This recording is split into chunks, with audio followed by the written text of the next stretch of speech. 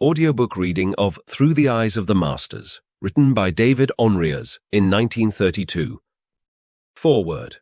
The present is an age of bewildering contrasts and extremes, in which the most startling scientific discoveries in the realm of matter are coincident with equally, or even more startling ones in the realm of mind.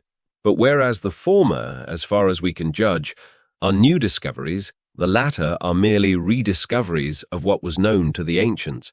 We are, in fact, gradually coming to realize that much which was waved aside by rationalists as mere superstition cannot be disposed of in that high-handed fashion, and that supernormal phenomena, previously supposed to arise through some sporadic intervention on the part of the deity, were but manifestations of natural forces in the hands of those who knew how to wield them, or of perceptive faculties not as yet operative in the generality of mankind. Thus, what at one time was emotionally termed a miracle is now categorized as an instance of clairvoyance, clairaudience, hypnotic, mesmerism, magnetic, or metaphysical healing, as the case may be. Man has discovered that such faculties lie latent in the human organism and may either be to some extent inherited or scientifically cultivated under the tuition of a qualified teacher. In that event, he is in a position to prove directly through his own perceptions the existence of superphysical planes, of higher states of consciousness, of countless disembodied entities, and of manifold powers and potentialities to which he has heretofore been entirely oblivious.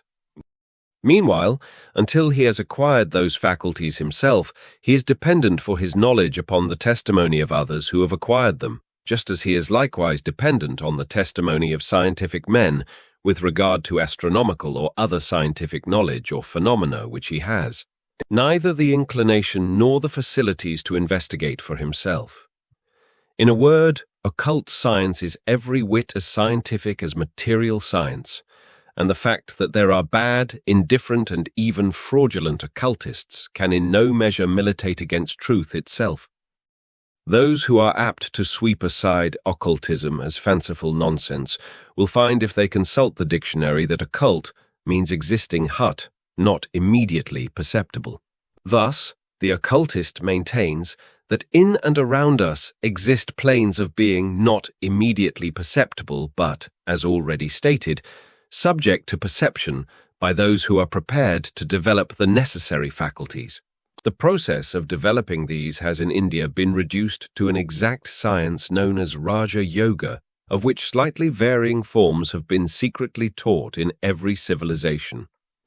Briefly stated, the science of Raja Yoga consists in a number of graduated processes calculated to bring about such an intense and specific concentration of mind that the practitioner or yogi loses all consciousness of his body and becomes for the time being superconscious. Expressed in material language, he leaves the physical plane and enters a higher plane of consciousness where he undergoes certain ecstatic experiences. And, what is highly important for this argument, brings back the memory of those experiences when he returns to his body.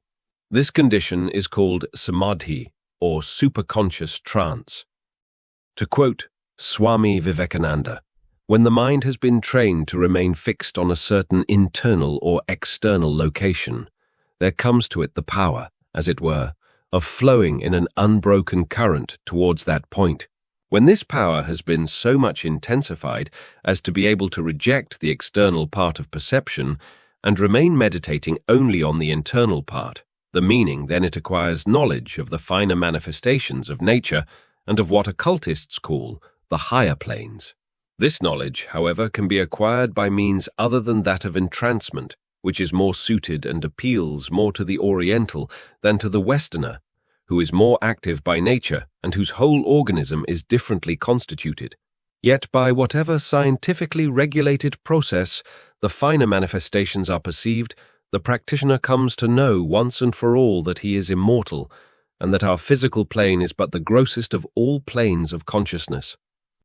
If he so desires, he is enabled to contact disembodied entities who once lived on earth, and also the devas, those hosts of spiritual intelligences who are treading a line of evolution different from our own, but who play an important part in carrying out the great scheme of nature and the government of our solar system.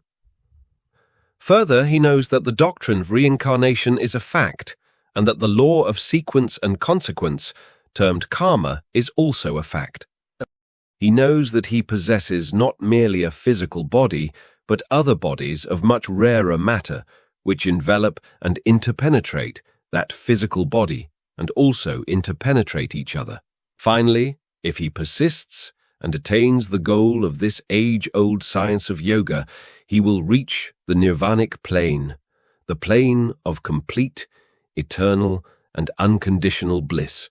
These subtler bodies he can see around his fellow men in the form of auras which vary in size and color according to the development and character of each individual. When a man has reached nirvana or liberation, he is not compelled to retain his physical body or to reincarnate in another. The choice is open to him either to live a disembodied existence for all eternity or to remain as a master of wisdom for a considerable time, at any rate, on the earth.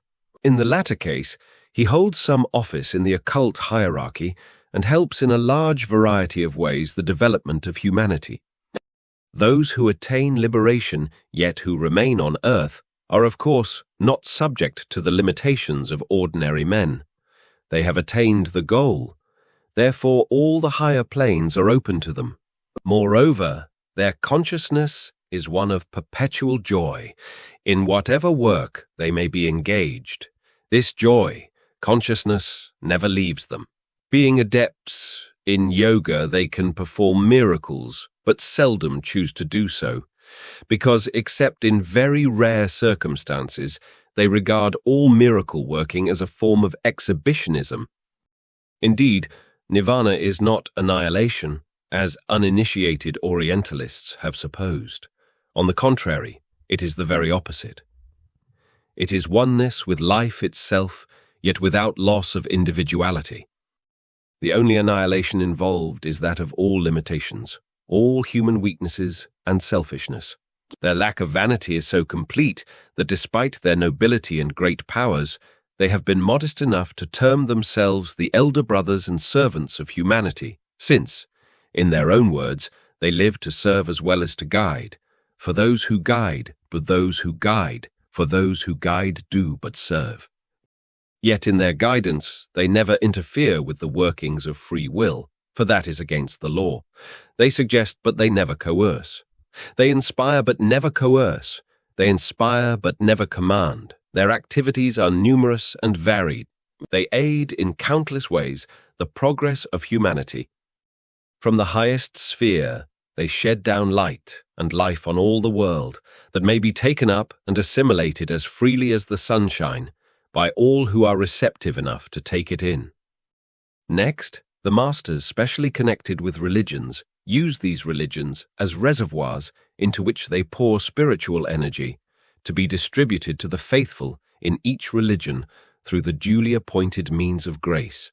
Next comes the great intellectual work, wherein the masters send out thought, forms of high intellectual power to be caught up by men of genius, assimilated by them and given out to the world. On this level, also they send out their wishes to their disciples, notifying them of the tasks to which they should set their hands.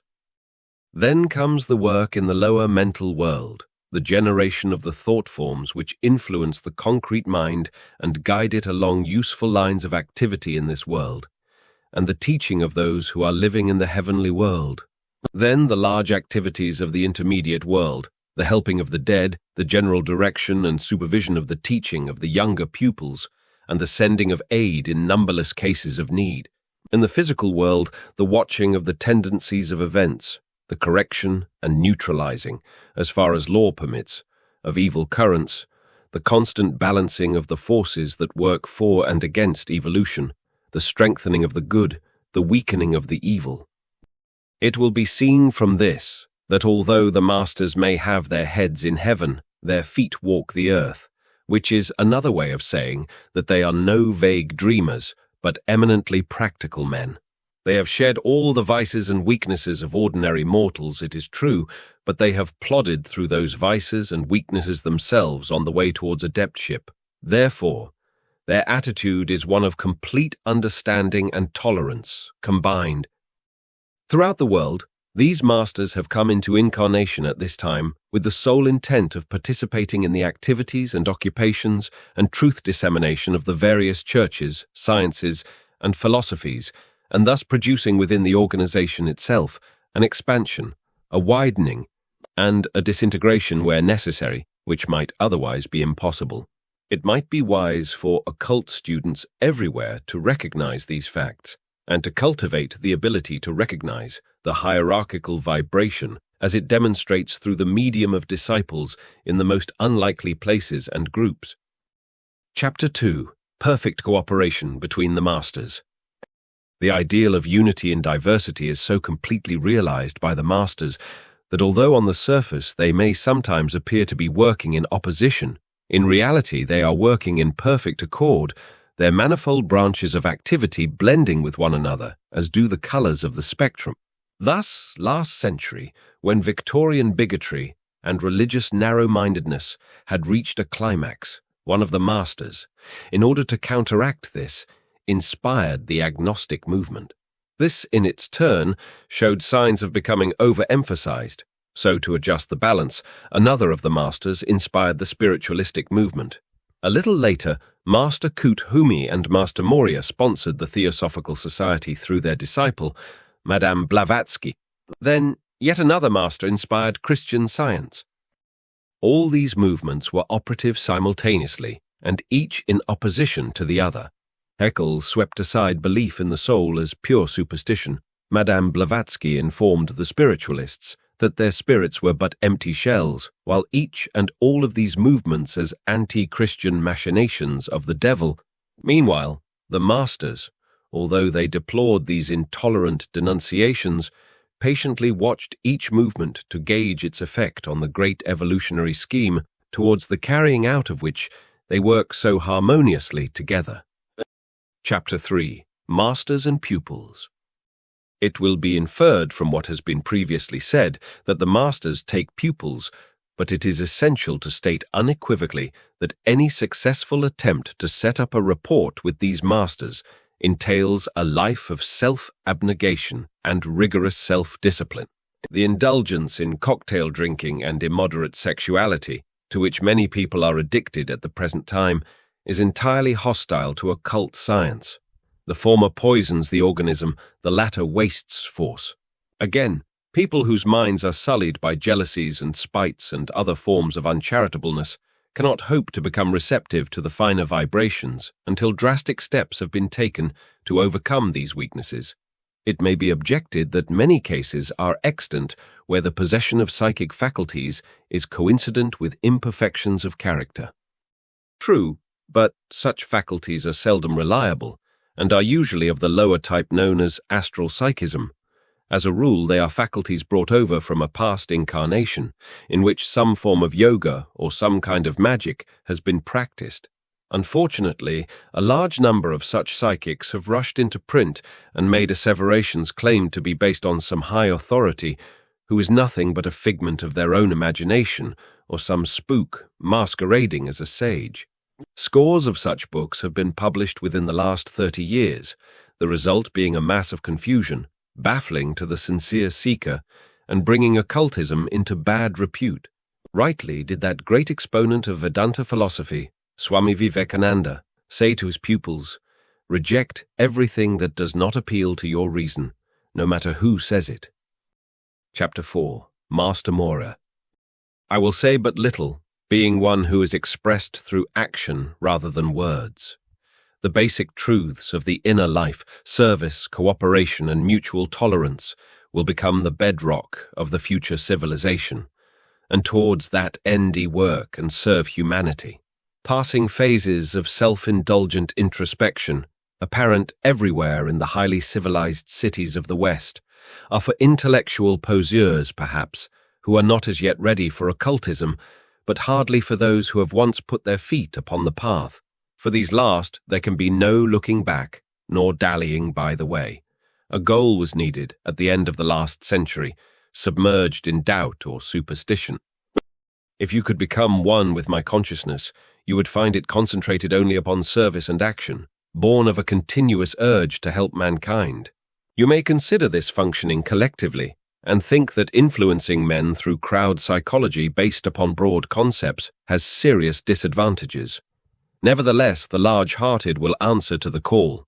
If they fail now is no matter, they will succeed in the next life, and towards such as these, my love goes forth always. Repressions and smaller vices they may have, yet I love them all, and however dark the times may be, even in the greatest darkness and doubt, there am I always with them, though unseen by mortal eyes. Chapter 5. Master Koot Hoomi. When you were here in India, my son, and wrote upon the necessity of establishing an international outlook, you never imagined that a crisis in the world's finance would so soon create a situation which would bring this pressing necessity nearer to the minds of men. In these days, when finance has become so international that a panic in Wall Street immediately reacts upon the bourse and the stock exchange, it would seem to be obvious that modern Western civilization can no longer be run on the principles of the jungle. Unfortunately, this has not yet been realized by your leading financiers and administrators, who are nevertheless suddenly called upon to remedy previous errors, largely the inheritance of their predecessors, without the necessary spiritual wisdom and self-discipline which this terrible situation demands. It is not too much to say that we of the White Lodge anticipated such a situation and endeavored, as far as lay in our power, to mitigate it in advance by stressing the necessity for brotherhood and cooperation if civilization was to survive. Christianity having been proved inaccurate, according to the scientists and historian of the last century, drastic means had to be adopted to counteract complete materialism. We tried to startle people by 8 Blavatsky's etheric phenomena, and when that method failed, we attempted at least to arrest their attention and to prove our own existence by means of her psychic powers. It was hoped that the secret doctrine, her life, work, would make men pause to think, or at least speculate, upon its vast range of occult lore. Within the time permitted by the Lords of Karma for the inauguration of a new spiritual movement, we did all that was possible to avert the impending world crisis. That much of the effort missed its object was partly because the details of the great scheme had perforce to be worked out by pupils, still subject to their own karmic limitations, and partly also because humanity at large was not yet capable of receiving what we had to give. As regards the immediate difficulties of the Theosophical Society itself, action and reaction being equal and opposite, it was inevitable that its previous period of intense outer activity, propaganda, and blind obedience to established occult authorities should be succeeded by a period of doubt and questioning of all authority. Some members of the society saw themselves as sheep stampeded first down one path and then another, after a brief phase of indecision, when there suddenly appeared to be several shepherds, each of whom openly disagreed with the other as to which path to take. Whereas formerly the recognized shepherds were trusted and eagerly obeyed. At present confusion reigns, and there would seem to be no shepherd at all. For a time, the society will be given over to a period of introspection and self-searching. Eventually, an original thinker will arise, magnetic enough to draw around him a group of pupils who will share his views and aspirations. It is for us to see that the right personality appears at the auspicious moment, and not before. This is one of our most difficult tasks, to know when a cycle is ending and another beginning. Contraction must always follow expansion, in the occult world as in the material. As you know, at the end of each century there is a great outpouring of spiritual force from the lodge. This must of necessity slowly die down to make way for the new outpouring and its expression in a new form.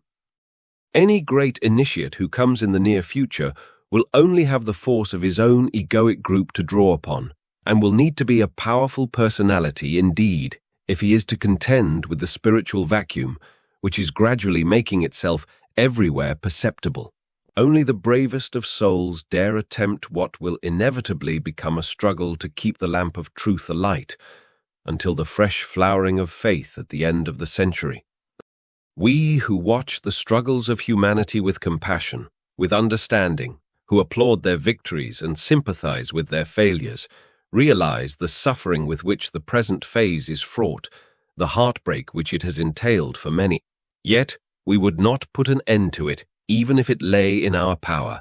Where you see merely the wastage of frustrated effort, uncertainty, chaos, petty jealousies and bewilderments, the broken fragments of an as-yet uncompleted pattern. In fact, we see that pattern a little more in perspective, each fragment an integral factor in the perfection of the whole. We know that the suffering may be likened to spiritual growing pains. We know the spiritual strength and self-reliance, the joy, the illumination, and the expansion, which for each individual may be the outcome of the present agony.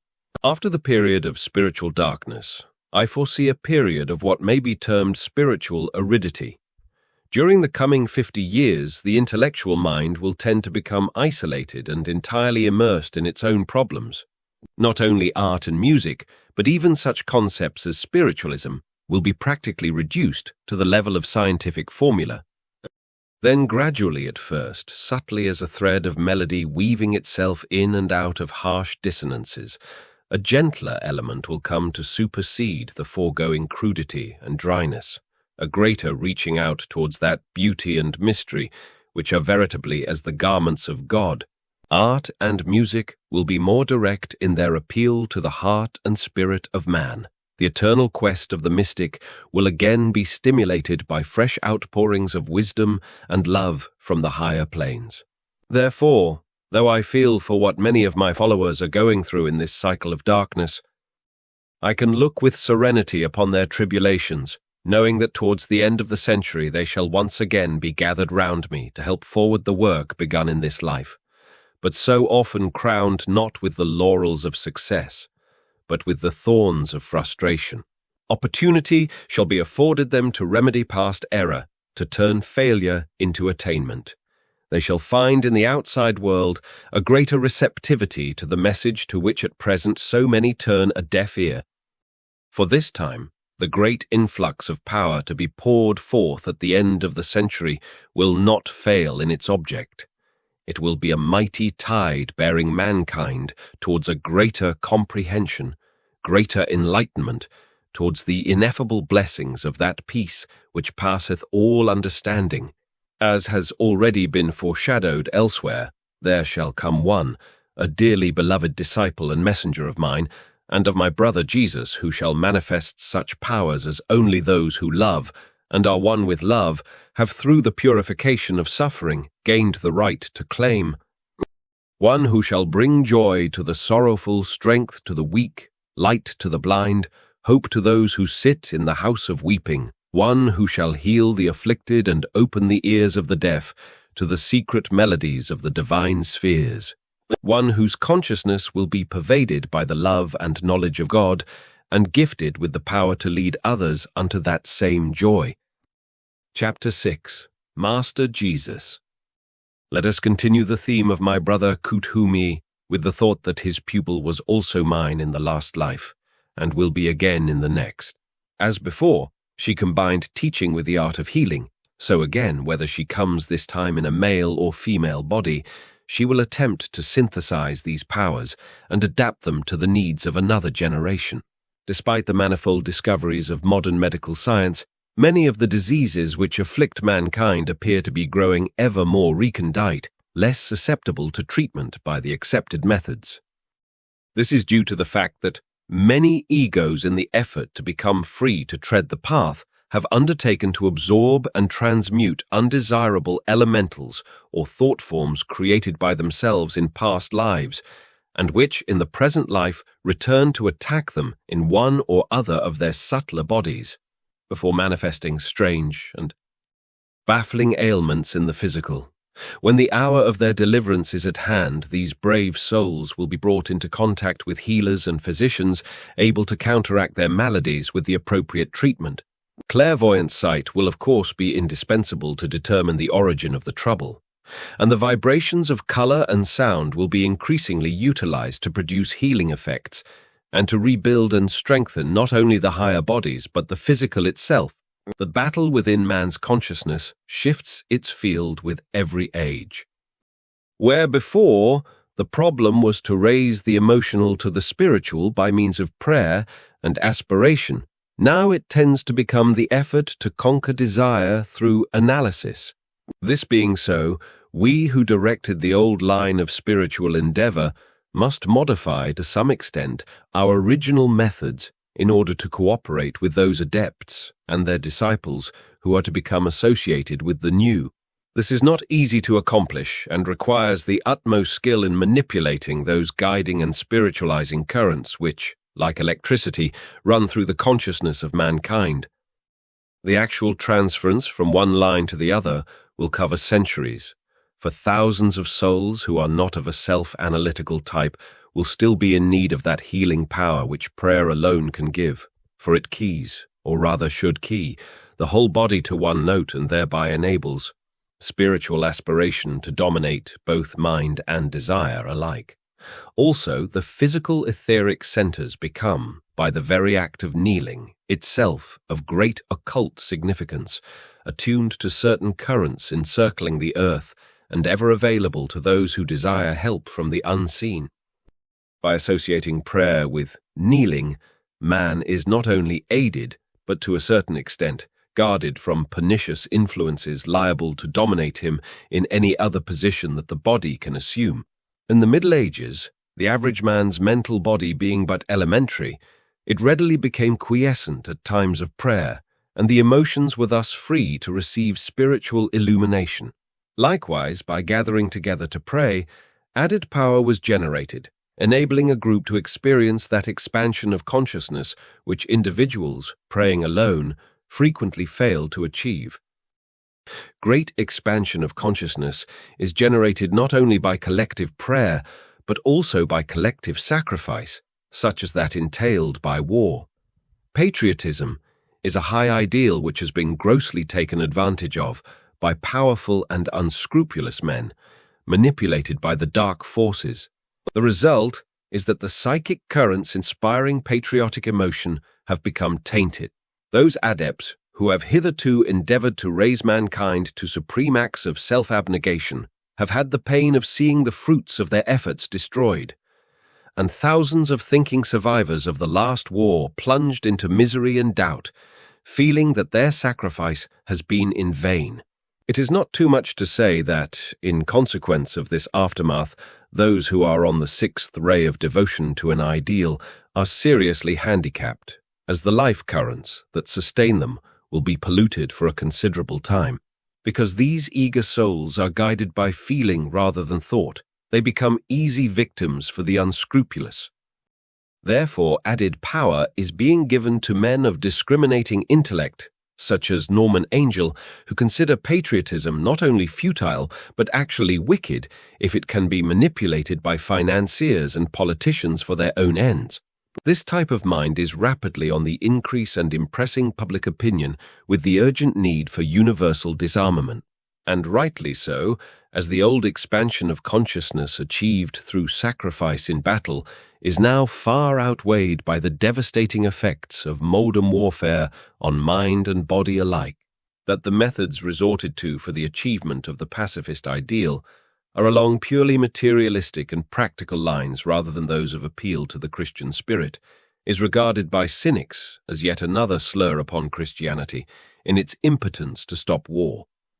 But you, my son, and others who in past lives have suffered from the tyranny and the persecution of the recognized exponents of Christianity, and are prone to criticize it for its failures, should bear in mind that it has failed largely because the teachings have become obscured. Because misapprehensions have arisen, because man has not been great enough to rise to the wonderful opportunities afforded him. Nevertheless, it is to Christianity that the West owes everything that may be termed its civilization, the care of children and of animals, the consideration for others, the first faint beginnings of cooperation and brotherhood. Ceremonial, thought by many to be superfluous and tawdry, is still in reality absolutely indispensable. But in the coming cycle, it will be raised to a higher level, made more scientific, and will include the cooperation of different types of devas who, working chiefly through sound, will enhance the magic and the potency of the actual ritual. A new religion will be given out, yet it will be but a facet of the old. There is but one religion, as there is but one God. Truth itself is infinitely greater than can ever be mirrored in all the teachings, the philosophies, the religions of the world. Each of these catch and reflect, as it were, one beam of the light. Whether the reflection is a true one or not depends upon the purity of the mirror, but upon those souls who, albeit mistakenly perhaps, struggle and suffer for the sake of truth as they see it, rests ever the blessing of those who would turn every pain and every sorrow and every disappointment into glory, into strength, into future beatitude. Racial development can no more be hurried than can that of a tree, so the changes will be gradual as ever from one dispensation to the next. The sixth-ray devotional types whose era has dominated the world for 2,000 years will by degrees be superseded by more purely mental ones who will inspire the prevailing thought of the future. This transfer of force to the fifth or mental ray will be achieved by my brother Hilarion, who, amongst other activities, is guiding the spiritualistic movement. We will cooperate to help Christians to combine the old devotional aspiration with the new desire for scientific proof of survival after death. Chapter 7. Master Hilarion. As my brother Jesus has implied in another connection, man's consciousness shifts its field of activity with every age. The influence of science, manifest in the world of facts, is now beginning to invade the realm of personal emotion. First, the thinking minority, and then the remainder of the race will be raised, to use theosophical terminology, from the sixth to the seventh subplane of the astral, that region where the world of emotions merges into the world of the mind. This subplane is the one on which the average scientist is already functioning. It is also that on which the spiritualist of the future will endeavor to obtain his results. Although the spiritualism of today is imbued with much that is unsatisfactory, it will become, and is indeed already becoming, a potent factor in the occult education of the race. Broadly speaking, there are two basic motives which impel people to have recourse to the more exoteric forms of spiritualism: the desire to lift the curtain which veils the future and the desire to communicate with the dead. The longing to know the future, though springing from a fundamental urge in human nature, is much to be deprecated. Were it possible for it to be revealed to man what lies hidden upon the path he is destined to tread, he would become far too negative, and his spiritual growth would cease. When the future can hold nothing of personal hope or fear, of pain or pleasure, it may be read like the pages of an open book. But that day is far distant from the majority of a race still largely in the thraldom of craving for personal gratification and dread of personal gratification and dread of personal harm. The fact that it is against the occult law, except in very exceptional cases, and for very specific reasons, for the karma of an individual to be shown him in advance, is indirectly and of course quite unconsciously supported and borne out by those professional mediums who, whilst in good faith, attempting to satisfy their clients' curiosity, make statements and prognostications which so often prove inaccurate and misleading. The reason for this inaccuracy in itself lies largely in the fact that the average medium is still exclusively functioning on the sixth subplane of the astral and lacks the ability to discriminate between the various types of entities seeking to impress him and between what arises in his own subconscious mind or in the minds of his sitters and what may be bona fide messages.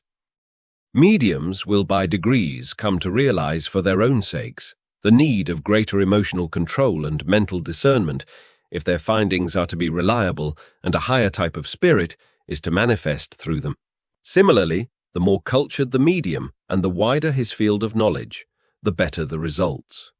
For it is but reasonable that the quality of the spirit and of the contact he is able to make should be dependent upon the quality of the vibration he may find, active or latent, in the medium. In respect of the second great urge, communication with the dead is justifiable and possible up to a point, but if indulged in too much, it is apt to make those left behind lose their interest in their karmic duties. On earth, likewise, it frequently delays those who have passed over in their ascent to the mental plane. In cases where such actual delay has not been permitted, and a particular spirit has perforce left the astral for the mental plane, only his decomposing shell may remain behind to be invoked by the unseeing medium and sitters alike. This danger emphasizes more than ever the need for incessant vigilance on the part of the medium, for alone in his ability to discriminate between an astral form still ensouled by a real person and the shell of that person, animated perhaps by some undesirable influence, lies the safeguard against the possibility of confusion, imposture, and heartbreaking fraud. Through such vigilance and rigorous self-discipline, mediums will eventually be able to follow the spirits of the dead from the astral to the mental, where the possibility of deception is considerably minimized. By degrees, more intellectual types of people will be attracted towards spiritualism, and their investigations, instead of taking the form of probing into the future or attempting to contact their dead friends, will be carried on more in the spirit of scientific inquiry.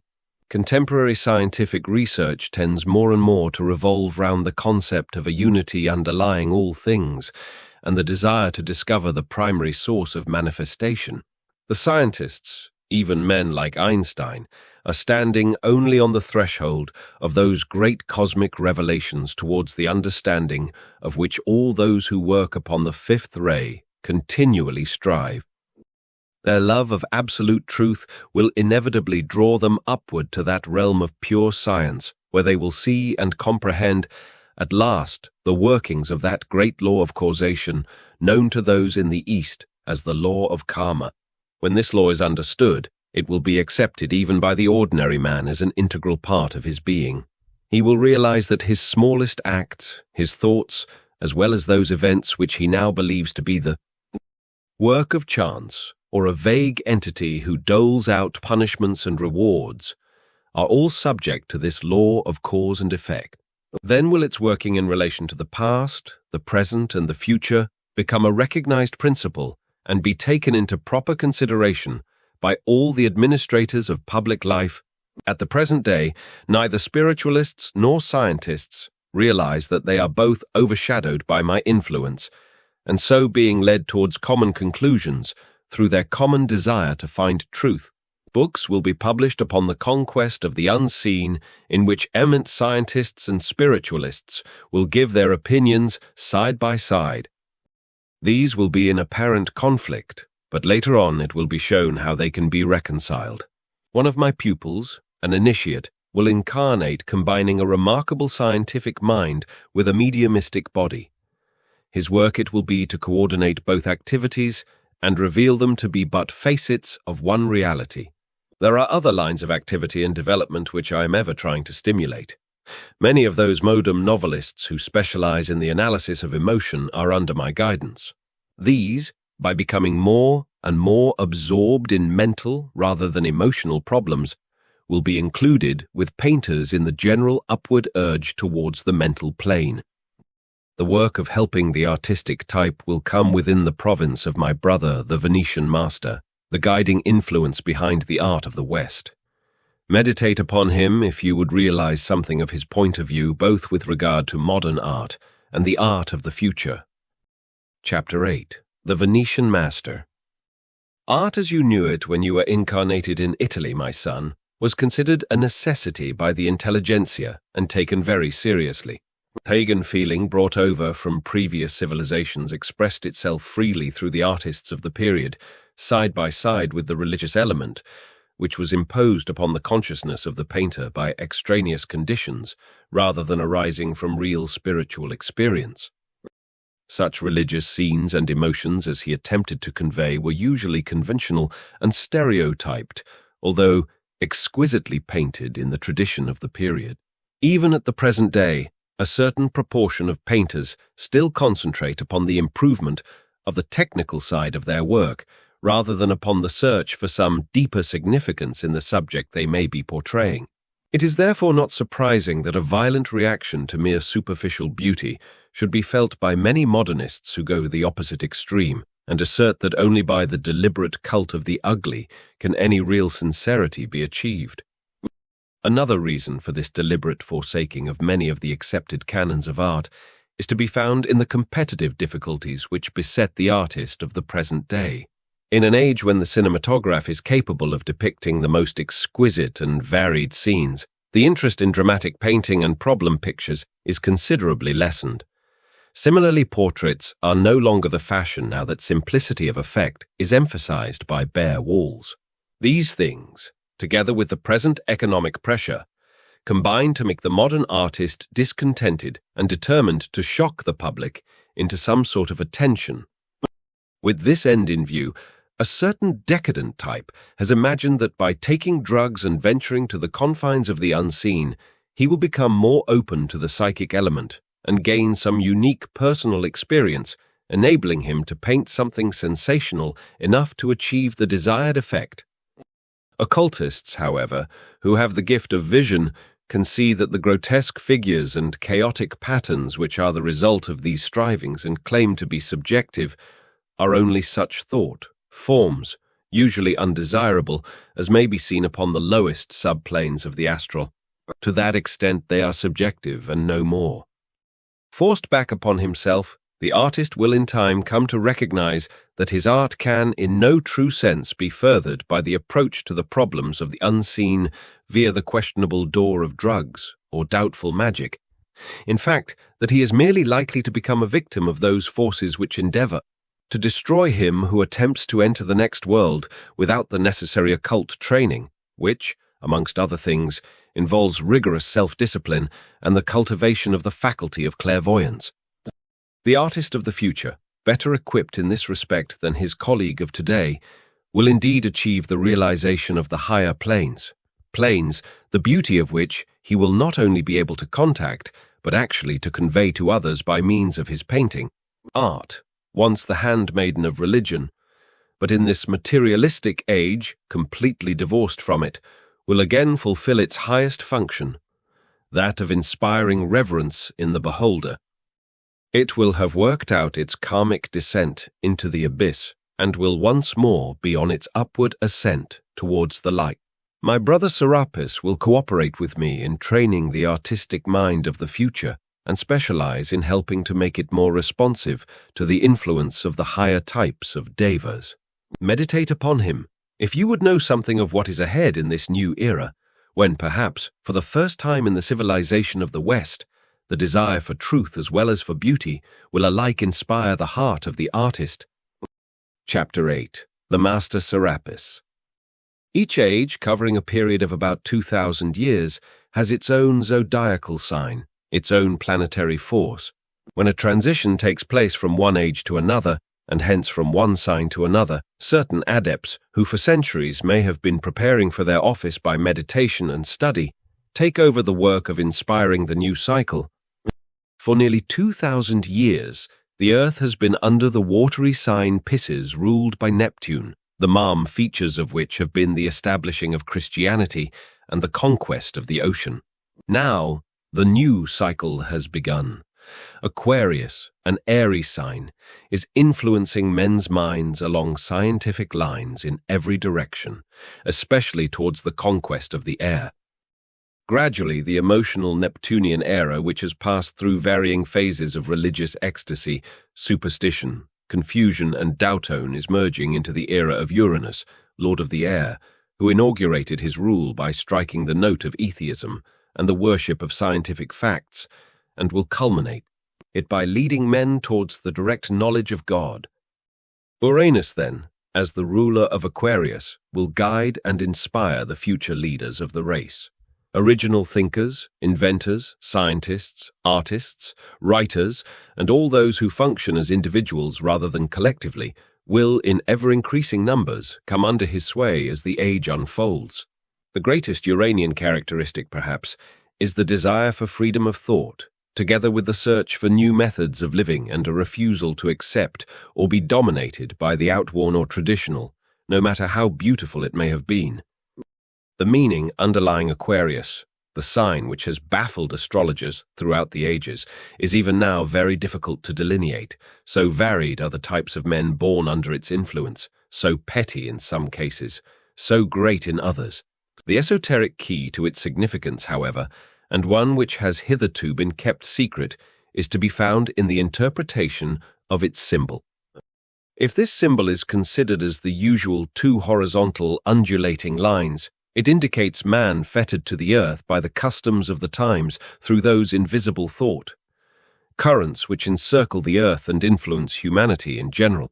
But regarded vertically, it represents that point at which the circle of desire, as expressed through the animal nature of the other zodiacal signs, is left for the spiral, and Aquarius, the man, begins his ascent towards God.